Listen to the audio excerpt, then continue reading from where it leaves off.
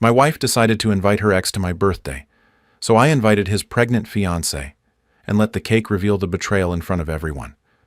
I am Frank, I'm 29, and I've been married to Lucinda, 28, for 3 years. If there's one thing I've learned in this time, it's that for her, her birthday is equivalent to a sort of national holiday. She plans it weeks in advance, prepares several changes of clothes, and acts as if it were an event worthy of an awards ceremony. It never bothered me too much. I enjoyed seeing her happy, and besides, it was a good excuse to disconnect from work and spend time with family. This year, however, the idea was for everything to be simpler. An intimate dinner at my parents' house, a few close friends, a cake, and that's it. At least that's what I thought until Tuesday night. I was in the kitchen preparing dinner while some reality show was playing in the living room. Lucinda was sitting on the sofa looking at her phone with that expression I know very well, the one she makes when she's about to drop something I know I won't like. Without looking up, she dropped it. By the way, Jonathan is coming on Saturday. I froze midway through draining the pasta. Jonathan? I asked, trying to stay calm. Yes, Jonathan, my ex. She didn't even bother to look at me. Your ex-boyfriend, Jonathan? The same one who sent you flowers every week when we first started dating? That Jonathan? Lucinda sighed as if I were exaggerating. He's just a friend now, Frank. Don't start. I'm not starting, I replied dryly. I'm just clarifying which Jonathan we're talking about, so I can mentally prepare to see your ex sitting next to my parents at dinner. She finally looked up. You're being ridiculous. He's going through a breakup, and I didn't want him to be alone. It's my birthday, not yours. Can you please be mature about this? There it was, the phrase. Be mature. Her favorite line whenever she wanted to do something selfish and make me feel irrational for pointing it out. I crossed my arms. And when exactly did you decide to invite him? Yesterday, she replied, staring back at her screen. I already talked to your mom, and she said it was fine. That hit me hard. My mother, who gets upset if a neighbor rings the doorbell unannounced, was apparently perfectly fine with my wife's ex showing up at her house. You talked to my mom before you talked to me? I asked. You were working, she replied with a shrug. I didn't think it was a big deal. Just one person, right? I said slowly. Just one person you used to date. She rolled her eyes, putting her phone aside. You always dramatize everything. Years have passed. We're just friends. Right, because just friends are always invited to their ex's birthday party at their husband's parents' house, I muttered. Frank, don't make it weird. I invited him out of empathy. You always talk about decency and compassion. Well, practice what you preach. I let out a short, bitter laugh. You're right. Next time, I'll invite one of my exes. Then we can all compare notes together. She gave me a furious look. Are you acting like a child? I served the pasta calmly. No, I'm acting like someone who doesn't enjoy surprises that involve other men at my family's house. Lucinda crossed her arms defensively. I knew you were going to react like this. That's why I asked your mom first. Smart move, I said ironically. That way, if I refuse, I'm the villain who ruins everyone's fun.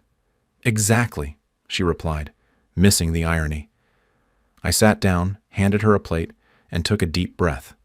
Fine. If you want him there, I'll be mature about it, but don't expect me to manage the situation. Her face immediately brightened, as if I had passed a test. She picked up her fork and said cheerfully, I knew you would understand, darling. Oh yes, I understand perfectly, I replied with a smile that was anything but happy. She thought I would give in as always, quietly agree, and play my role as the understanding husband. But you can't ignore patterns forever. When you see them repeat, you stop giving the benefit of the doubt. So, yes. That night, I smiled and pretended it didn't bother me, but inside me, something clicked. If she wanted Jonathan at her party so badly, fine, she would have him there. But this time, I wouldn't be the one who ended up looking ridiculous. The following days were like watching someone rehearsing a role. Lucinda went from her usual morning bad mood to a state of constant euphoria. She wore more makeup, dressed up even when she had nowhere to go, and spent hours glued to her phone, laughing at messages in which I was clearly not included. By Wednesday, she had mentioned Jonathan's name more times than I had heard it in 3 years. Jonathan said he'll bring dessert. Jonathan has the same musical tastes as my dad. How funny. Every mention carried that provocative tone as if she were looking for a reaction, but I didn't take the bait. I limited myself to nodding and remaining calm, which I'm sure irritated her even more. Lucinda thrived on reactions. She loved winning small emotional wars, and I wasn't going to hand her another one. When she finally fell asleep one night, I waited silently for about 20 minutes, listening to her steady breathing. Then I took her phone from the nightstand. She had switched to a sparkly glitter case, the kind that looks like it was bought by a teenager. Very subtle. She didn't have any password I didn't know. For an instant, I felt a little guilty, until I remembered her giggling, hiding the phone under the pillow, and how she called me paranoid. The guilt instantly vanished. I opened her messaging app, and there was Jonathan. There were no hearts or compromising emojis, but one glance was enough to clench my jaw. The history was incredibly long. At first, everything seemed harmless. Old jokes, memes, short messages. But then it changed. You were always the only one who truly understood me. Everything was easier with you. I miss what we had. And her response, yes, me too. Sometimes I think I made the wrong choice. I read that line at least 3 times before reacting. Wrong choice. That's what it said. And the worst part was that the wrong choice was me, her husband. I felt something break inside me. There were more messages, all with that melancholic tone disguised as cheap nostalgia, about wishing they could go back, about maybe it would have worked out in another life. It wasn't sexual, but every word reeked of emotional betrayal. While I trusted her, Lucinda had been spending months building a small parallel world with Jonathan, posing as his emotional refuge. I took her phone, forwarded all those messages to my personal email, and then deleted every trace. Sent, trash, history. Her mail app only showed what was stored locally, so that was enough to erase any trace. I put the cell phone back exactly where I had found it and went to bed as if nothing had happened. It's strange how everything changes when someone destroys your trust. It's like a switch flips suddenly. You stop wondering why and start planning what you're going to do. The next morning, Lucinda was making coffee while humming a song, wearing one of my shirts as if everything were the same. "Good morning," she said cheerfully. "We're running out of milk. Can you buy more later?" I stared at her for a few seconds. I kept seeing those words burning in my head. Wrong choice. "Sure," I replied with a serene voice that I didn't feel. "Did you sleep well?" she asked, smiling. "Perfectly. And you?" "Perfect. I'm just excited about my birthday," she replied with an enthusiasm that churned my stomach. When she left later for her beauty salon appointment, I sat down at the computer. If she thought she could play both sides, I needed to know exactly who she was doing it with. Jonathan was not hard to find on social media. He liked attention as much as she did. Photos, smiling, selfies at the gym, trips. But what stopped me was an image posted 3 weeks ago. He was posing next to a woman with short hair and a hand on her belly. Lucinda hadn't reposted that photo, but he was tagged. I entered his profile. Her name was Clara. From her posts, I deduced she was about 4 months pregnant. There were ultrasounds, baby clothes, and messages from friends congratulating her with, "Congratulations, Mom." Jonathan was not going through a breakup. He was about to become a father. Yes, a fiancé.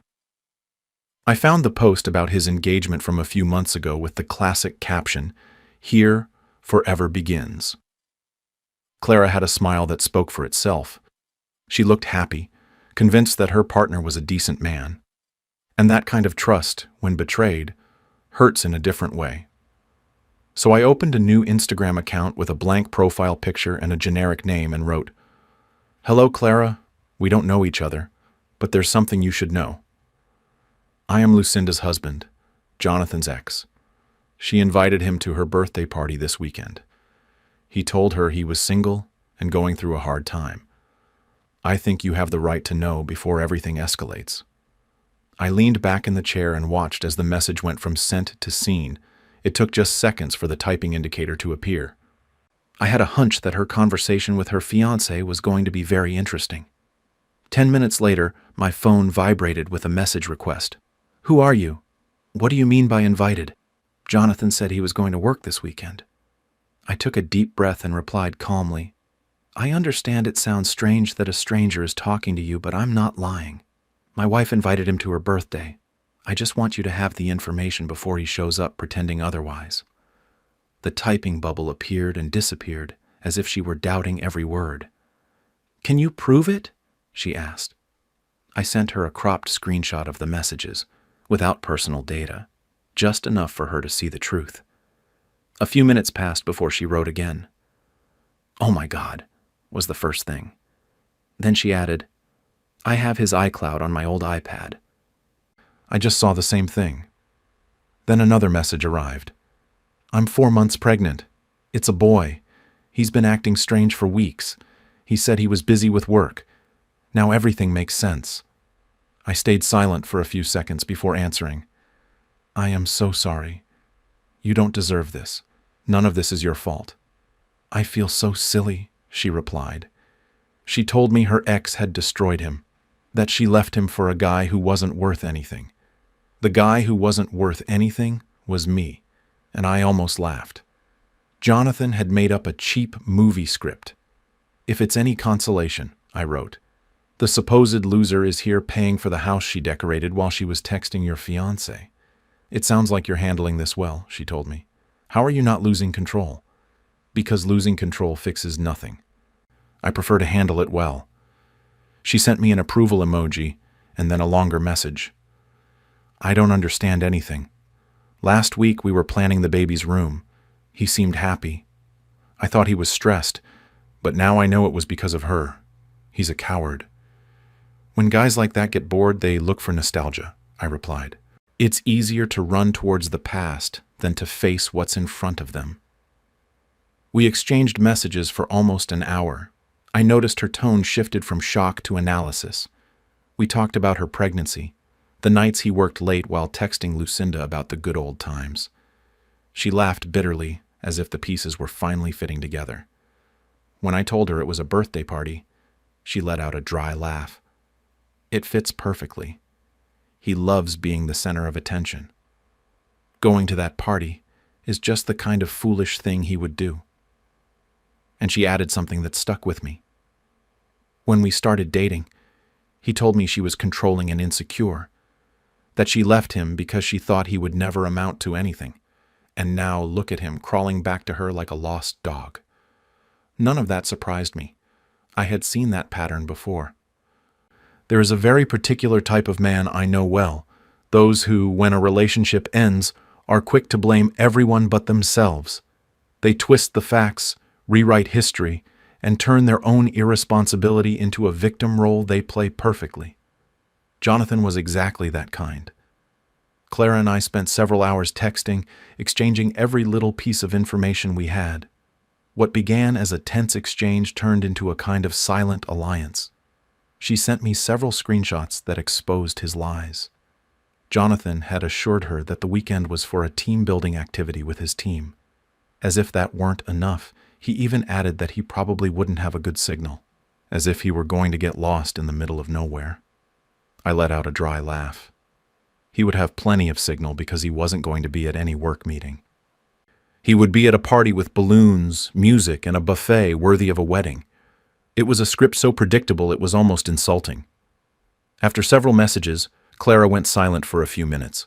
When she wrote back, she just sent, "You're planning something, aren't you?" I replied calmly. "Let's just say the party he thinks he controls is about to have a surprise guest." "Are you inviting me?" she countered cautiously. "Not exactly.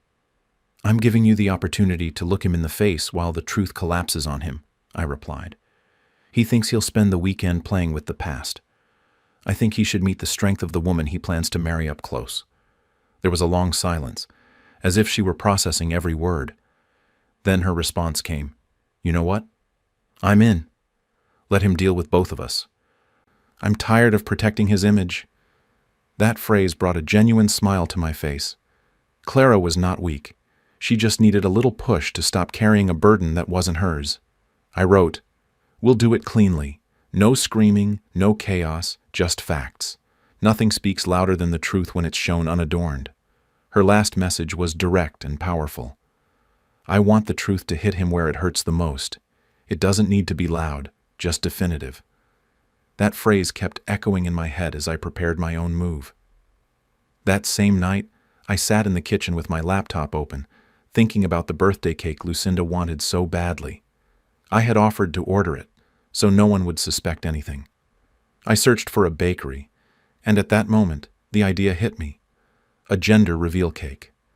Jonathan was about to be a father, and Lucinda was still living in absolute ignorance. The irony was almost poetic. I imagined the scene, the laughter, the music, Lucinda radiant, and suddenly the deafening silence when the knife cut the cake. The confusion on her face, the panic on Jonathan's. It was an image so clear I could almost hear the sound of the glasses stopping mid-toast. I wrote the order with surgical precision. White frosting, blue filling, large, elegant letters on top. It's a boy. When the confirmation email arrived, a small, calm smile charged with intention spread across my face. Let them keep thinking they were playing with my boundaries. In a few days, that cake was going to reveal not only a pregnancy, but also the true masks behind their smiles. The next morning, Lucinda woke up as if she were the protagonist of a major event. She moved around with an almost theatrical enthusiasm. She had the music blasting, spoke on the phone on speaker, wore a pen behind her ear, and her agenda was open on the table as if she were directing a film production. I want everything to be perfect, she repeated while mentally adjusting the decorations. Jonathan is going to arrive early to help me. Pay attention, I thought, suppressing a laugh.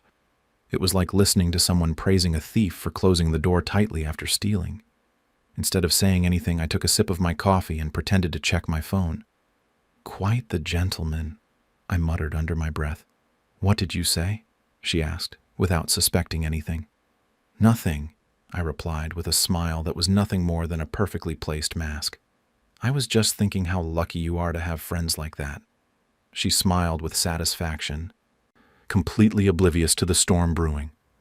While she talked about balloons, centerpieces, and playlists, I felt my phone vibrate. It was a message from Clara. Are you sure about this? I don't know if I can face him face to face. I pretended to check the mailbox and went out to the front of the house. The fresh morning air helped me clear my thoughts. I wrote, You don't have to do anything grand. Just walk in, observe, let the truth speak for itself, and leave. I'll take care of everything else. He'll deny it, she countered. He can deny whatever he wants, I replied. But it's hard to lie when the truth is written in big letters on a blue cake. There were a few seconds of digital silence. Then her answer arrived. Okay, I'll go. I'll be there at 5:30. Perfect, I replied. I promise you are going to witness an unforgettable spectacle. Later I drove to my parents' house where the party would be held.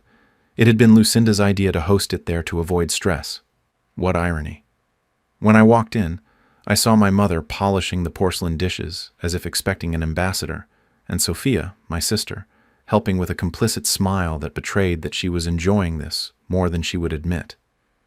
We need to talk before the circus begins, I said, closing the door behind me. Is it that serious? My mother asked, looking up. Serious enough for you to see it with your own eyes, I replied, pulling out my phone. I slid the screenshots onto the table without saying a word. Sophia was the first to react. God, I can't believe she wrote him that, she said, her eyes wide. My mother frowned, reading each message, an expression of disbelief mixed with annoyance. The same Jonathan she invited told me he was a family friend. The same, I replied with icy calm. The friend who lies to his pregnant fiancée while playing her emotional support. My mother put down the phone with a sigh and rubbed her forehead. Why are you telling me now? Because you are about to host an event that is going to get out of control, and I prefer you to be prepared. Don't try to stop it. Just let everything flow, I said with calculated coolness. Sophia looked at me with a mixture of surprise and excitement. Are you planning something? Let's just say the cake is not what Lucinda thinks, I replied with a barely perceptible smile. Do you want me to record it? She asked, giggling. I already have that planned, I replied. Just wait for my signal. You'll know exactly when to press record.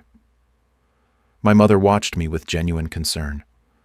Frank, are you sure this is wise? Couldn't you handle this privately? If she wanted privacy, I replied calmly. She wouldn't have brought her ex to my family's house. I didn't start this game. I'm just returning the same energy. Sophia let out a contained laugh. This is going to be epic, she said, and for the first time in a long time, I didn't feel like the person on the defensive. I felt control in my hands. When I returned home, Lucinda was already on the phone again. This time I didn't have to guess who she was talking to. She was by the window, whispering with that low voice she used when she didn't want to be overheard. Yes, I'm dying to see you too, she said softly. If you can arrive before everyone else, it would be perfect. That way we can talk quietly before the place fills up. I leaned silently against the hallway wall, phone in hand. I recorded everything, every tone, every calculated pause, even the little laugh she let out when she hung up. When she turned and saw me standing in the doorway, I feigned nonchalance. Everything okay? I asked as if I hadn't heard anything. Lucinda started slightly. Yes, it was my friend. We were talking about the decor. Friend, I repeated, nodding slowly. I see. She smiled as if nothing were wrong. Did you pick up the cake? She asked cheerfully. Not yet, I replied. It's a surprise cake. You're going to love it. Her eyes immediately sparkled. Surprise? What kind of surprise? I shrugged. Something special. I even invited a guest to help me deliver it. Who? She asked with a mix of excitement and curiosity. You'll see, I said, taking my keys. I want this night to be unforgettable. In her mind, she must have imagined some distant relative she liked or some well-known figure. You've been so sweet lately, she commented with a wide smile. I returned the smile. You have no idea how much. That night, when she went to sleep, I stayed alone in the living room reviewing my notes. I had screenshots, voice recordings, and Clara's confirmation message. Every piece of the puzzle was ready. I sent Clara one last message, closed my phone, and leaned back on the sofa. Looking at the ceiling, everything was calm except for the notifications that kept sounding from the bedroom, probably messages from Jonathan. Lucinda would have her dream birthday, surrounded by people who adored her. Music, food, laughter, and all the attention focused on her, just as she liked. But this time, the center of attention wasn't going to make her shine. It was going to expose her. I looked at the cake receipt on the table with the blue inscription that read, "It's a boy," and couldn't help but smile. Let her keep thinking I invited someone famous, I murmured. She'll find out soon enough who the real surprise guest is. Saturday arrived quickly. Upon arriving at my parents' house, Lucinda was already in commander mode. She was giving orders to my mother and my sister as if she were directing a musical. Frank, did you pick up the cake? She shouted from the hallway, adjusting her new dress in front of the mirror. I'm on it, I replied, taking my keys. Don't ruin it. Yes, this cake is important. I wouldn't dream of it, I replied. When I picked it up, I opened the box before leaving. It's a boy, written in impeccable blue. Perfect. Upon my return, the house was already full. Family, friends, co-workers. The noise was deafening. Lucinda shone brighter than ever, receiving compliments on her dress and the decor. It wasn't true happiness. It was pure ego. Jonathan hadn't shown up yet, but I knew he would. That kind of man always arrives late to be the center of attention. I placed the cake in the kitchen and stood next to my father. This is going to be interesting, isn't it? He whispered, barely suppressing a smile. You'll see, I replied. When the doorbell rang, I opened the door. There was Jonathan, with a recent haircut, an impeccable jacket, and a rehearsed smile. He carried a shiny gift bag and a tray of cupcakes as if he were adult Santa Claus. "Hey, man. Thanks for inviting me," he said, extending his hand. "Come in. Everyone is waiting for you," I replied. As soon as he crossed the door, Lucinda lit up. She literally ran to hug him with more enthusiasm than she had shown for anyone else. The exaggerated laughter, the gestures, the glances. It didn't take an observer to notice. The entire room noticed. Even my mother's diplomatic smile seemed to be holding the entire weight of the awkwardness. Jonathan began to walk around the house as if it were his own, greeting people, complimenting the decor, and Lucinda wouldn't leave his side. When it was time for the cake, I took control. "All right, it's cake time," I announced, clapping my hands. Lucinda walked to the center of the room with the satisfaction of a celebrity. "Finally, I've been waiting all day for this moment." "Believe me too," I replied. The lights dimmed, and people gathered. I carried the cake in my hands, opened the box, and applause filled the air. But as soon as Lucinda leaned in to read the inscription, her smile faltered. "It's a boy?" she repeated, disconcerted. "What does this mean?" People began exchanging uncomfortable glances. My sister pretended to record the candles, but aimed the camera directly at Lucinda. Before Lucinda could say anything more, the front door opened. Everyone turned around. Clara walked in slowly, a small gift in one hand, and the other resting on her belly. Lucinda blinked, confused. Jonathan stood petrified, his smile erased from his face. The silence was absolute. "Sorry for the delay," Clara said in a calm voice. "I had trouble finding parking." Lucinda looked at me, then at Jonathan, then back at Clara. "Who? Who is she?" I smiled calmly, putting the cake knife on the table. "She," I said, "is Jonathan's fiancée and, apparently, the future mother of his son." The reaction was immediate. Jonathan opened his mouth, unable to articulate a word. Lucinda recoiled as if she had been slapped. Clara put the gift next to the cake and looked directly at Jonathan. "You told me you were at a work celebration," she said with a serene tone that hurt more than screaming. "I didn't know the job included being your ex-girlfriend's emotional support dog." Jonathan stammered, "Clara, it's not what it looks like." "Oh, it certainly is," she replied, taking a step forward. "I saw the messages, the midnight calls, the 'I miss you' notes. You didn't delete the cloud, genius." Some people laughed nervously. From a corner, someone whispered, "Oh my God." Lucinda turned red. "This is crazy." "No craziness," Clara interrupted firmly. "Craziness is texting another person's fiancé saying you made a mistake by not staying with him." Lucinda's voice cracked. "You went through my messages." "No," Clara said without blinking. "Your husband did." All eyes turned to me. I said nothing at first. I simply shrugged calmly, as if there weren't a dozen curious eyes fixed on us. "I like transparency," I commented with a tone that sounded colder than I expected. Jonathan started to sweat. It was obvious he felt the walls closing in around him. "Clara, please," he stammered. His voice trembled. "Can we talk outside for a second?" She didn't hesitate for an instant. "No," she replied with a dryness so cutting it could be heard all the way to the kitchen. "You've talked enough." I just came to make sure she knew exactly what kind of man she invited tonight. Jonathan ran a trembling hand through his hair, a desperate gesture from someone who feels the ground vanishing beneath their feet. "You don't understand," he managed to say. "Yes," she interrupted him with a glacial tone. "I understand perfectly. You are a liar, a coward, and you are not coming home." Having said that, Clara turned elegantly and walked towards the door without losing her composure. There were no shouts, no insults, no melodramatic scenes, just a silent determination that chilled everyone present. The door closed behind her with a dry thud that echoed in the hallway like a final sentence. Jonathan remained rooted to the spot, paralyzed, his gaze lost. A few seconds later, he barely murmured, "I can't do this." Then, without looking at anyone, he walked out after her.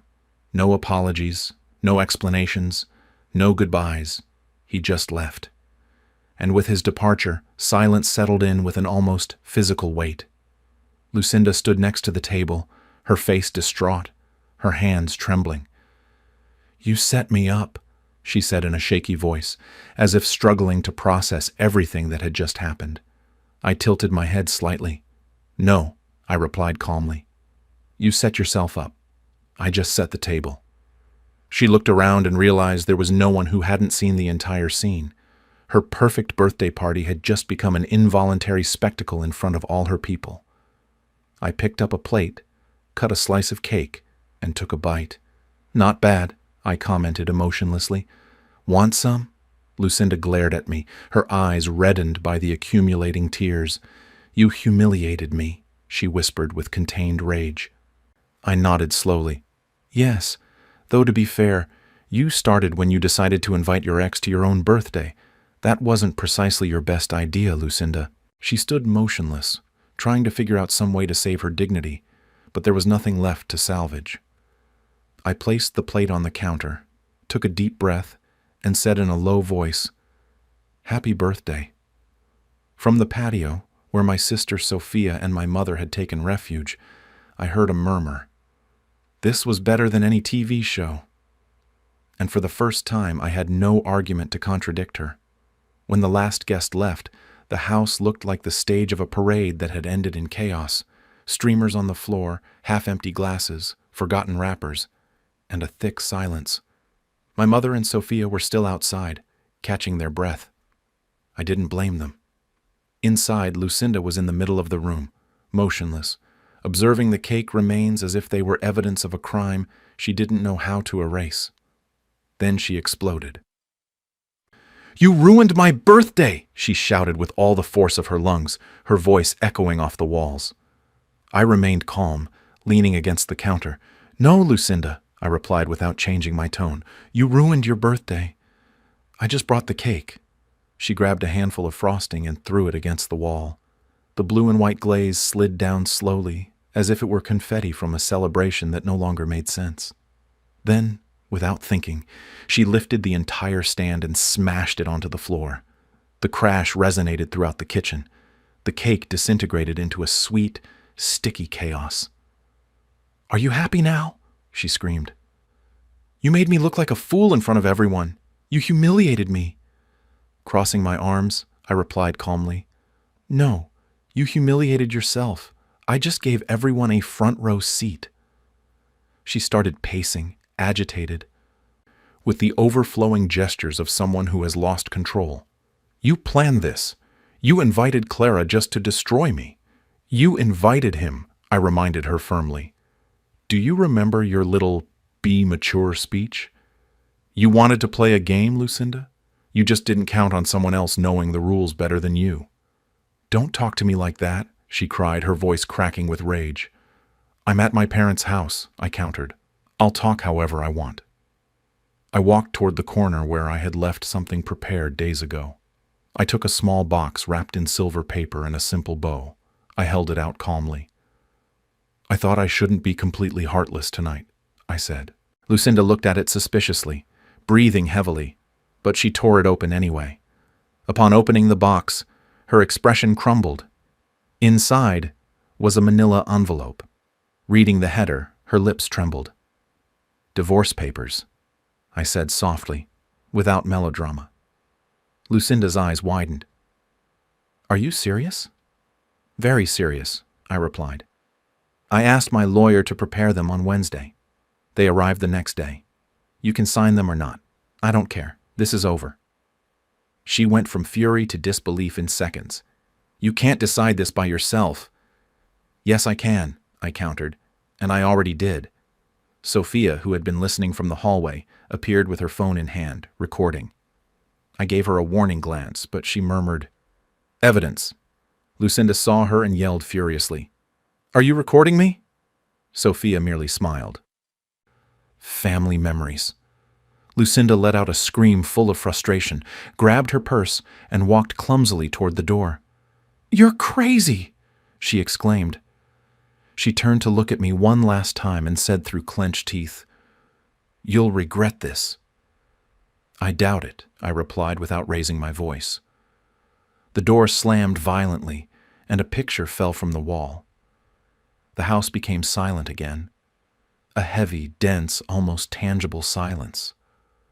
All that remained were me, the mess of the night, and the sweet smell of vanilla permeating everything. I took a deep breath, grabbed a towel, and started wiping the frosting off the wall. The blue stains mixed with the white, as if erasing a memory that should never have existed. A few feet away, the birthday decorations still hung ridiculously, like an echo of a party no one was celebrating anymore. My phone vibrated on the counter. 17 new messages, all from Lucinda. I didn't even have to open them to know the exact order. Rage, accusations, pleas, apologies, the usual cycle. I slid a bit to confirm. "You're a monster. You made me look crazy. Please, let's talk." I didn't want it to go this far. I wrote a single reply. "Talk to my lawyer." After that, I silenced the conversation. By the next morning, Lucinda had stopped texting me, at least for the moment. The absence of her messages was strange at first, but surprisingly peaceful. It was that kind of silence you don't know you need until you experience it, as if a constant noise finally disappears. A few days later, while working, I received an unexpected message from Clara. "Hi, I just wanted to thank you again. I left him for good. Now I'm staying with my parents and focusing on the baby." I leaned back in my chair and let out a long sigh. "You don't owe me anything," I replied. "You simply did what you had to do." That same night, I had my first formal meeting with my lawyer. He explained every part of the process, asked me routine questions, and reviewed the folder with the evidence. His expression said it all. "You kept it impeccable," he commented.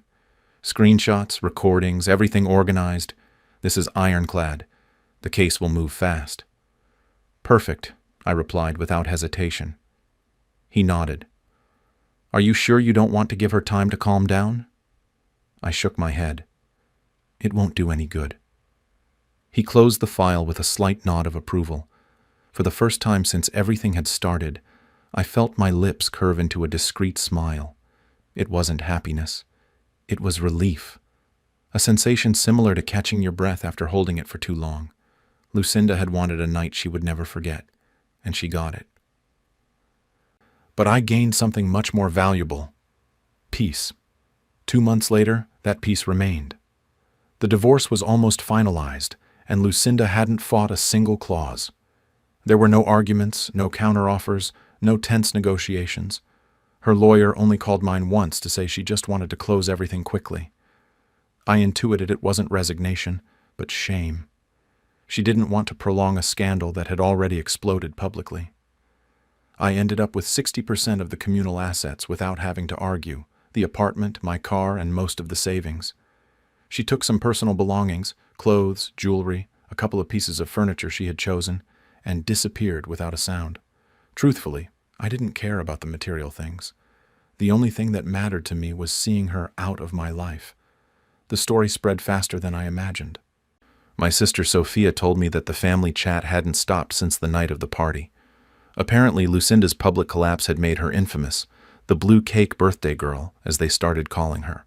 Even at her job, people began to distance themselves. No one wants to be the awkward company for a scandal like that. Sophia told me that one of her colleagues posted an ambiguous phrase on Instagram: "Some people love the spotlight until it burns them." Everyone knew exactly who she was referring to.